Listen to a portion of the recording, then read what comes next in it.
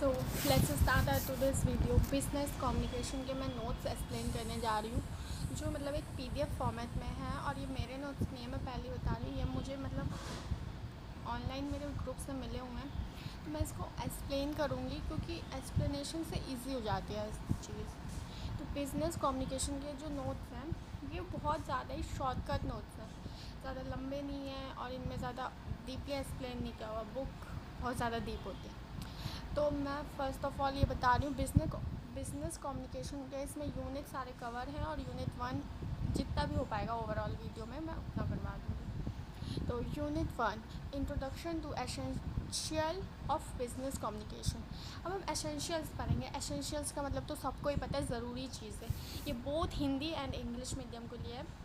What is business communication? Business communication क्या होता है? Business communication refers to the exchange of information.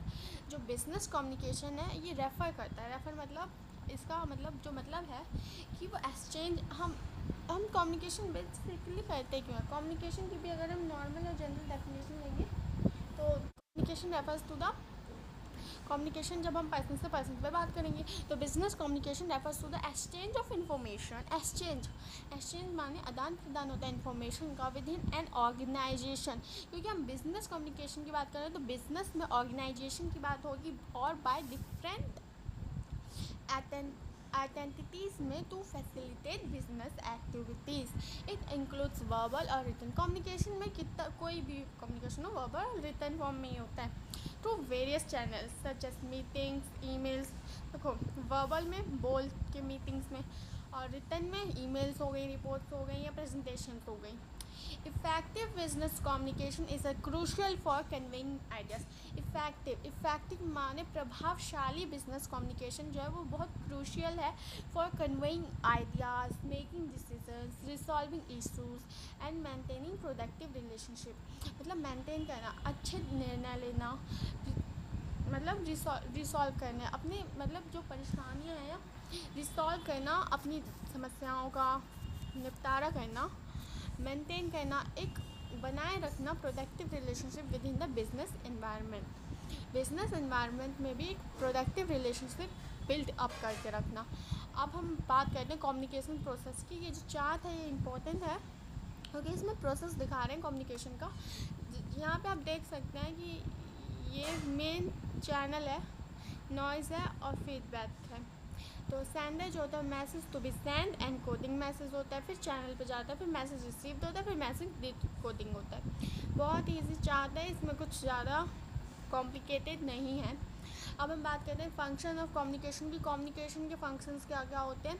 ये rapid fire है क्योंकि इसमें 1-2 यूनिट कवर कर देना है। फंक्शंस ऑफ कम्युनिकेशन की बात करें बोथ इंग्लिश और हिंदी मीडियम में मैं समझा रही हूँ, ये नहीं कि बस रीड करे जाना है।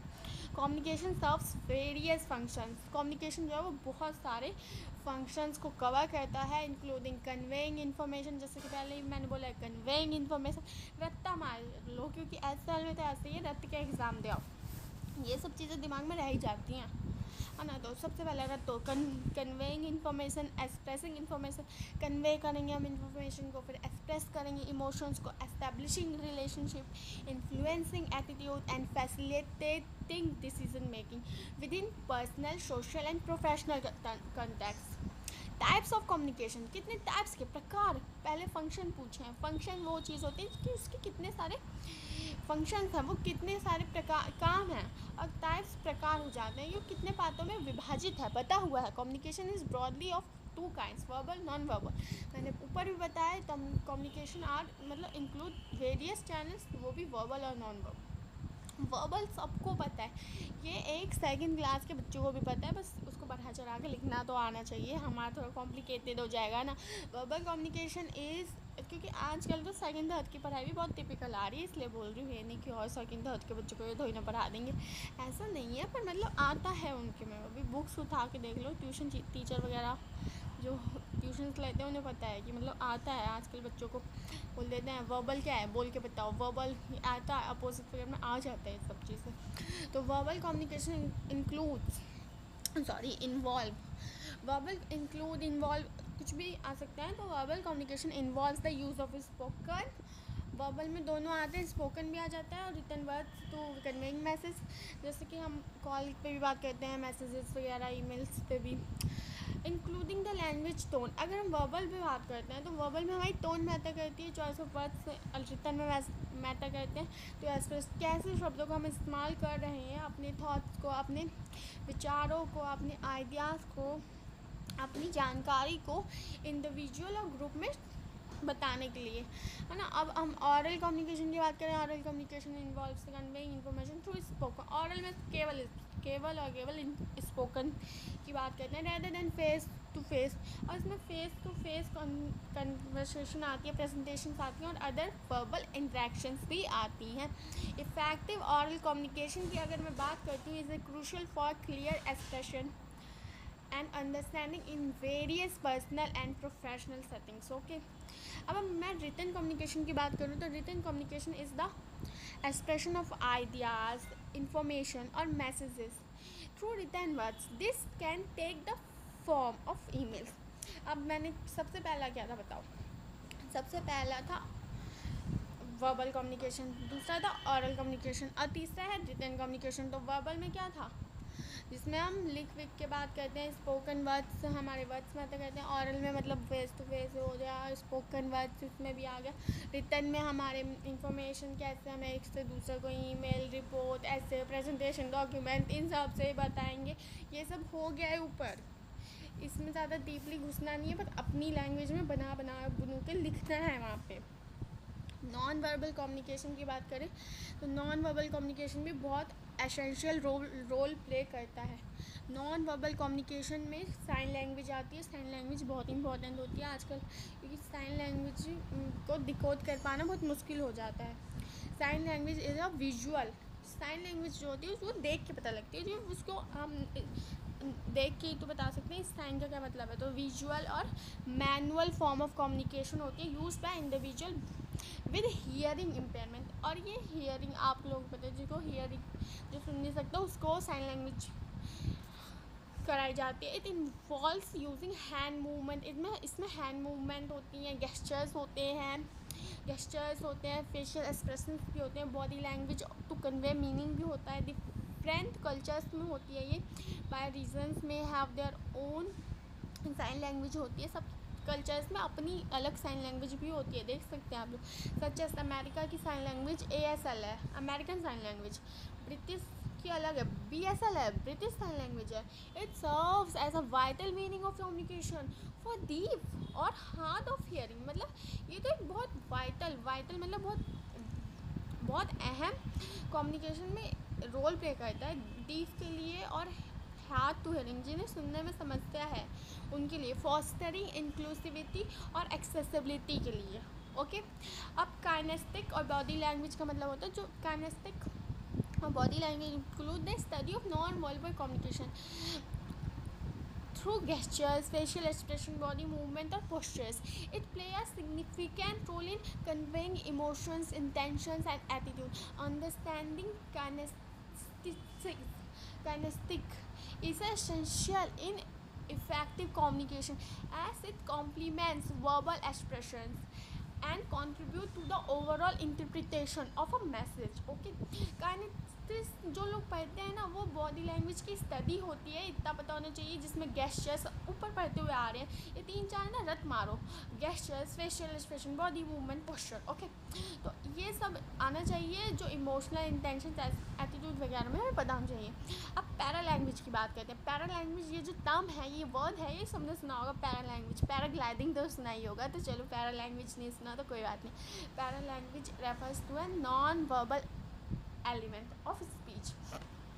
ये लाइन रट मारनी है, para language refers to non verbal element of speech. Para language refers to non verbal elements of speech such as tone. इसमें क्या होती है, जिसमें अभी हाई टोन में बोल रही हूँ, such as tone, pitch, volume, speed, rhythm. 5 thing होती है, जैसे हमारे 5 सेंसेस होता है, as no tone, pitch, volume, speed, rhythm. Tone, pitch, volume, speed, rhythm.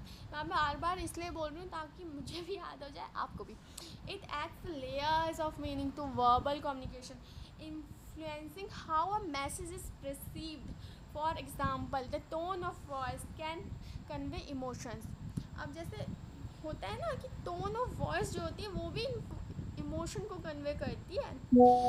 एक इंसान दूसरे इंसान से अपने इमोशंस को इंटरचेंज करता है। इंटरचेंज मतलब अदला बदली जो होता है, हिंदी में मैं बोलूँ तो एम्फसाइज करना और intentions. Mastering paralanguage is crucial for effective communication as it enhances the nuanced understanding of spoken language beyond the words themselves. Okay, अब हम पैरालैंग्वेज तो पढ़ लिया है, अब हम पैक्सिमिक्स पढ़ेंगे। ये स्पेस लैंग्वेज प्रोमिक्स, सॉरी मैंने पैक्सिमिक बोल दिया, इसको PRO प्रॉक्सीमिक्स बोलेंगे, प्रॉक्सीमिक्स बोलेंगे, पैक्सिमिक्स नहीं बोलेंगे, प्रॉक्सीमिक्स। ये जो है ये एक स्पेस लैंग्वेज है। स्पेस लैंग्वेज है, स्पेस लैंग्वेज से आप सब समझ गए होंगे, जो एस्ट्रोनॉट होते हैं वो स्पेस में जाते हैं। जस्ट लाइक अभी एक न्यूज़ बहुत ज़्यादा ट्रेंड में थी कि सुनीता विलियम्स जो हैं वो स्पेस से आई हैं। तो proxemics refers to the study of personal space and how individual use the perceive space in various social situation. नहीं, स्पेस लैंग्वेज में प्रॉक्सिमिक्स ऐसे आता है कि इसमें पर्सनल स्पेस की बात होती है and how individual use and perceive space in various social situations. It involves the understanding of physical distance, body language and cultural norms related to spatial communication. Okay, अब क्रोनिमिक्स की बात करें तो प्रॉक्सिमिक्स स्पेस लैंग्वेज थी, क्रोनिमिक्स time language है। ये कितना भेजेगी साक्षी, रुक जा। Chronimics time language है। Chronimics explore how people perceive and use time. How people perceive and use time in communication. It includes factors such as punctuality, the pace of speech, and the organization of time in different cultures. Culture variations in time management can significantly impact interpersonal interactions.